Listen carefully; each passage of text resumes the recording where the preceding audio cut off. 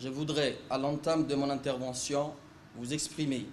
ma satisfaction de présider cette cérémonie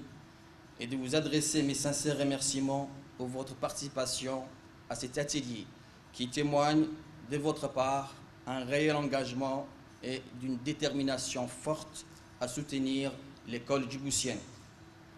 Comme vous le savez, l'UNESCO publie chaque année un rapport mondial de suivi de l'éducation. Il s'agit d'un rapport qui fait le point sur la situation de l'éducation dans le monde en se focalisant sur un thème spécifique. Cette année, le rapport a pour thème l'éducation pour le peuple et la planète, créer des avenirs durables pour tous. Il est le premier d'une série de rapports qui jalonneront les 15 années à venir pour dresser les bilans des progrès réalisés par les pays par rapport aux 17 objectifs de développement durable pour transformer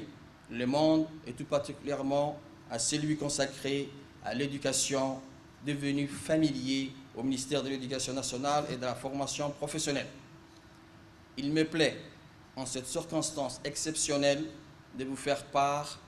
que notre pays s'est montré dès le mois de septembre 2015 en parfaite symbiose avec les autres nations dans l'adoption de l'ODD 4 Éducation 2030 et dans l'engagement à tout mettre en œuvre dans la mise en pratique de l'ODD 4. Cette politique éducative avant-gardiste fondée sur le postulat que le développement harmonieux et durable d'un pays repose sur la qualité de son éducation a été et demeure celle de son Excellence, le Président de la République, M. Ismaïl Omar Guelleh. Mesdames et Messieurs, ce qui est ressorti de nos recommandations lors de notre récente consultation nationale sur l'ODD 4, Éducation 2030, notre vision, nos priorités ont été confirmées. Avec cette ambition, le ministère de l'Éducation nationale se distingue d'ores et déjà par sa capacité à ancrer ses orientations sur celles éditées à l'échelle internationale, de manière à pouvoir édifier un système éducatif qui favorise le bien-être de l'humanité et le développement mondial en accordant une attention accrue aux questions environnementales, aux défis économiques et sociaux de notre pays, mais également des pays du monde entier. J'attends des échanges que vous aurez aujourd'hui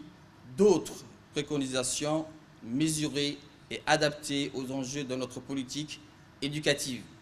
Pour cela, je vous exhorte à vous investir dans les réflexions sur les systèmes éducatifs décrits dans ces rapports mondiaux, à procéder bien sûr à des analyses fines pour faire émerger de nouvelles orientations qui nous aideront à réussir dans notre projet d'éducation.